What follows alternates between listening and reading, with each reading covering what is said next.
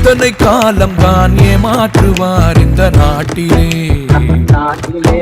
இன்னும் எத்தனை காலம் தான் ஏமாற்றுவார் இந்த நாட்டிலே, சொந்த நாட்டிலே நம் நாட்டிலே.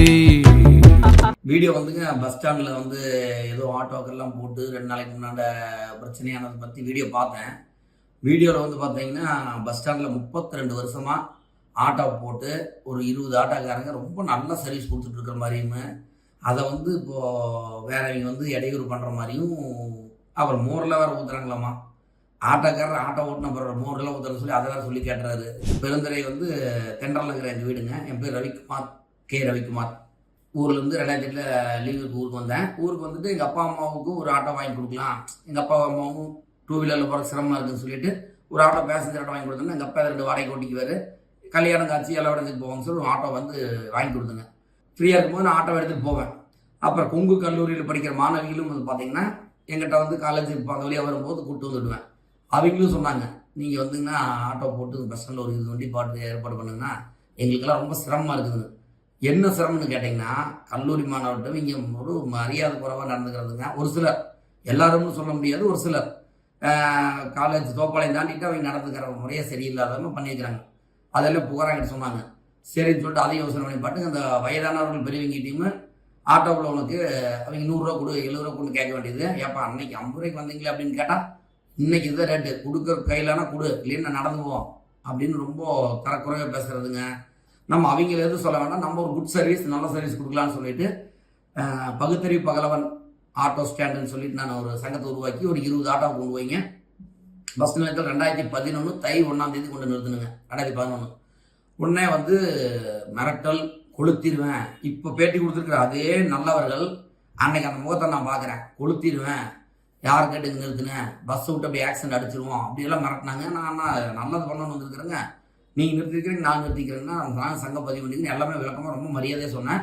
ரொம்ப அட்ராசிட்டியாக பேசினாங்க. அப்புறம் பஞ்சாயத்து போர்டு தலைவரெலாம் வச்சு வண்டி எடுங்க, பேச்சுவார்த்தை நடத்திட்டு நான் பண்ணிக்கலாம் அப்படின்னாங்க. எடுத்ததுக்கப்புறம் ஒன்றே எந்த இதுவும் கிடையாதுங்க. பஞ்சாயத்து போர்டு எந்த சப்போர்ட்டும் பண்ணல. நான் ஒரு 6 மாதம் 1 வருஷம் பார்த்துட்டு ஹைகோர்ட்டு போனேங்க. சென்னை உயர்நீதிமன்றத்தில் போய் பொதுநல வழக்கு தொடுத்துங்க. இந்த மாதிரி 20 ஆட்டோக்கள் இருக்குது, எங்களோட 20 ஆட்டோக்களுக்கு வந்து சங்கத்தில் கொடுக்க மாட்டேங்கிறாங்க. உயர்நீதிமன்றத்தில் வந்து பார்த்தீங்கன்னா 2014 எனக்கு தீர்ப்பு வந்துங்க. பகுத்தறிவு பகலவன் ஆட்டோ சங்கம் 20 வண்டி போட்டு ஓட்டிக்கலாம், பஸ் ஸ்டாண்டுக்குள்ளே அனுமதி அப்படின்னு கொடுத்தாங்க. நான் திரும்ப போய் பஸ் ஸ்டாண்டுக்குள்ளே ஒரு 15 ஆட்டோ போட்டு பெண்களுக்கு ஒரு 5 ஆட்டோ புது வண்டின்னு சொல்லிட்டு நான் ரெடி பண்ணி கொண்டு நிறுத்தினேங்க. திரும்பவும் ஏகப்பட்ட டார்ச்சர், ஏகப்பட்ட பிரச்சனைங்க. நாங்கள் போட்டு ஓட்டும்போது இவங்களும் பொதுநல வழக்குக்கு போகிறாங்க. போயிட்டு வந்து பார்த்தீங்கன்னா பஸ் ஸ்டாண்டுக்குள்ளே பகுத்தறிவு பகலவன் நிறுத்தினா ஆட்டோ சங்கம் நின்னா எல்லாரும் நிற்கலாம், ஒரு சங்கத்தை நிறுத்தக்கூடாதுன்னு சொன்னால் யாரும் உள்ளே நிறுத்தக்கூடாதுன்னு சொல்லிட்டாங்க. உடனே பஞ்சாயத்து பொருள் அவசரமாக தீர்மானம் போட்டு எல்லா வண்டியும் எடுத்து வெளியே நிறுத்திட்டாங்க. பஸ் ஸ்டாண்டுக்குள்ளே வண்டியே இல்லைங்க. அதுக்கப்புறம் சரி நாங்கள் வந்து ஒரு சனிக்கிழமை நடந்தது, ஞாயிற்றுக்கிழமை ரெஸ்ட் விட்டுட்டு திங்கக்கிழமை நம்ம பஸ் ஸ்டாண்டுக்கு வெளியே போட்டுக்கலாம். இப்போ வந்து புது சங்கம் போட்டுருக்குறாங்கல்ல, அந்த இடத்துல நாங்கள் வந்து 2014 போட்டுக்கலான்னு சொல்லிட்டு வண்டியெல்லாம் வெளியே எடுத்தோம். ஞாயிற்றுக்கிழமை நாளுங்க சொந்த கடைக்கிட்ட எங்கள் சங்கத்தை சேர்ந்தவங்களெல்லாம் வெளியே பிளான் பண்ணி வர சொல்லி அடித்துறீங்க போட்டு பஸ் ஸ்டாண்ட் ஆட்டோ சங்கத்துக்காரங்க அடிக்கிறாங்க. அடித்ததில் வந்து அதில் தப்பிச்சு உயிருக்கு தப்பிச்சு ஓடியாந்து ஜிஹெச்சில் அட்மிட் ஆகிறாங்க. ஈரோடு ஜிஹெச்சில் அட்மிட் ஆகி ட்ரீட்மெண்ட் எடுக்கிறாங்க. அதில் பத்திரிகை செய்தி எல்லாமே ஆதாரங்கள் இருக்குது, நான் கொடுத்துருக்குறேங்க. இவங்க எல்லாம் போகிறோம் அடிக்கிறாங்க, ஒரு வன்முறையாக போகிறாங்க, ஒரு சட்டப்பிரகாரம் நடக்கிற தயாராக இல்லாத ஆளுகராக இருக்கிறாங்கன்னு சொல்லிட்டு என் கூட அந்த ஆட்டோ ஓட்டுநர்கள்லாம் சொல்லிவிட்டு, ஆனால் உயிர் தானே முக்கியம், ஒன்றுலாம் மிரட்டுறாங்கன்னு சொல்லிட்டு சொன்னதுனால சரிப்பா நீங்கள் வாழ்வாதாரத்துக்கு வேறு ஏதோ பண்ணுங்கன்னு சொல்லிட்டு நான் விட்டுட்டுங்க. நான் மக்கள் ஆட்டோன்னு சொல்லிட்டுங்க கோயம்புத்தூரில் இயங்கிட்டு இருக்கிறதுனால ஈரோடு மாவட்டம் பிரான்சிஸ் அதை எடுத்து நான் இப்போ டவுன் பஞ்சாயத்துக்கு ஆப்போசிட்டில் ஒரு பில்டிங் வாடகை எடுத்துங்க. அதில் போட்டு மீட்டர் கட்டணத்தில் 25 ரூபாய்க்கு வித் ரெசிப்டோட பில்லோட கொடுத்து சர்வீஸ் ஸ்டார்ட் பண்ணுங்க. அது ஸ்டார்ட் பண்ணதுக்கு டிரைவரை பிடிச்சி அடிச்சுங்க. என் மேனேஜர் பாபுன்னு சொல்லிட்டுங்க மேனேஜரை பிடிச்சி அடிச்சுங்க. இன்னொரு டிரைவர் மணிகண்டன் நினைக்கிறேன் பிடிச்சி பஸ் ஸ்டாண்டில் சாமி சைக்கிள் ஸ்டாண்டுக்கு முன்னாடி வச்சு அடிச்சு அது அவங்க அட்மிட் ஆகிறாங்க. ட்ரீட்மெண்ட்டுக்கு ஈரோடு சிகிச்சைக்கெல்லாம் போகிறாங்க. எல்லாம் போகிறாங்க. தகாத வார்த்தை பேசுகிறாரு. இப்போ வீடியோ பேட்டி கொடுத்தீங்க தான் நம்ம சொந்தக்காரங்க இருக்கிறாங்க, அதில் எல்லாமே எல்லாம் தகாத வார்த்தைகள் பேசுகிறாங்க. என்ன வேணாலும் பண்ணிக்கலாம், நாங்கள் தான் ஆச்சு அப்படின்னு சொல்லிட்டு அரசியல்வாதிகளை விட்டு போய் கால் விழுந்துடுறாங்க. எப்படி மேய்க்கிறாங்க தெரியல. எந்த கட்சியாக இருந்தாலும் போய் அவங்கள சரி பண்ணிக்கிறாங்க. நம்மளுக்கு அந்த இதெல்லாம் தெரிய மாட்டேங்குதுங்க. பார்த்துட்டிங்கன்னா அவங்க டிரைவர்லாம் வந்து இறந்துட்டாருங்க, அந்த மன அழுத்தத்துலேயே இறந்துட்டாருங்க என்னோட மேனேஜர் டிரைவர்லாம். அதுக்கப்புறம் நான் பல்வேறு சிரமத்துக்கு அப்புறம் வண்டி சர்வீஸ் ஓட்டிகிட்டு இருந்தேங்க. வண்டி 100க்கு 100 மீட்டர் கட்டணம் சட்ட விதிகளை ஃபாலோ பண்ணி ஓட்டுறாங்க. மக்கள் மத்தியில் பயங்கர வரவேற்பு. ஏன்னா நான் பஸ் ஸ்டாண்ட்லேருந்து பார்த்தீங்கன்னா பிக்கப் பண்ணி 25 ரூபாய்க்கு இறக்கி விட்டாங்க. பெருந்தா டவுன் பார்த்தீங்கன்னா 2 கிலோமீட்டர் வரும். 2 கிலோமீட்டருக்கு அதிகபட்சம் 25 ரூபாய்க்கு கொண்டு இறக்கி விட்டாங்க. எனக்கு என்னன்னா 25 ரூபாய்க்கு ஓட்டுறேன், எனக்கு கட்டுப்படி ஆகலைன்னா நான் எப்படி ஓட்ட முடியும்? இவங்க நல்லவங்க இப்போ வேட்டி அழுதுட்டு கொடுக்குறாங்க. 25 ரூபாய்க்கு ஆட்டோ ஓட்டுற ரவி ஓட்டம் ஒரு 6 மாதம் விடுங்க, எனக்கு லாபம் இல்லாமல் நம்ம ஓட்ட முடியுமா, சர்வீஸ் பண்ண முடியுமா, நின்றுவேன். ஆனால் இவங்க லாபம் இருக்குங்கிறது எங்களுக்கு தெரியும்.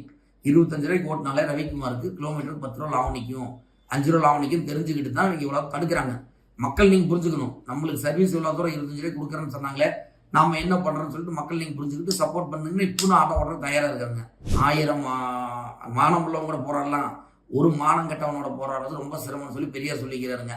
அதை நான் கண் கூட பார்த்தேங்க. அந்த 20 மானம் கெட்டவங்க கூட போராடுறது வேண்டாம் அப்படின்னு சொல்லிட்டு நான் கொஞ்சம் நிறைய மெச்சூரிட்டி புக்ஸ் எல்லாம் படிப்புங்கன்னா நான் ஒதுக்கி அமைதியாக இருக்கிறேங்க. அப்புறம் கொரோனா லாக்டவுன் வந்தது, இப்படியே காலங்கள் தள்ளிட்டு போயிட்டு இருக்குதுங்க. ஆனால் அவங்கெல்லாம் பொய் அப்படியே அப்பட்டமாக பேசுகிறாங்க. அவங்க பேசுனதுனால தான் என் முகத்தை காமிச்சு முதன் முறையாக நான் வீடியோ போடுறேங்க. நம்ம இனியும் பேசாமல் இருந்தோம்னா இந்த தவறானவர்கள் வந்து மக்கள் மத்தியில் ஒரு அனுதாபத்தை பெற்றுருவாங்க அப்படிங்கிறக்காக மட்டும்தான் நான் இப்போ முழு வழக்கமாக உங்களுக்கு சொல்கிறேன். இப்போ என்னோட வேண்டுகோள் என்ன கேட்டிங்கன்னா, 32 வருஷமாக நாங்கள் பஸ் ஸ்டாண்டில் ஆட்டோ ஓட்டுறாங்கிறாங்க. இப்போ ஒரு சர்வீஸ்னு ஒரு ரிட்டர்ன்மெண்ட் கொடுக்குற மாதிரி இவங்க வந்து 20 ஆட்டோவும் பெருந்துறை பஸ் ஸ்டாண்ட்லேருந்து நீக்கிடணும். பெருந்துறையில் 1500 ஆட்டோ இருக்குன்னு அவங்க தான் சொல்கிறாங்க.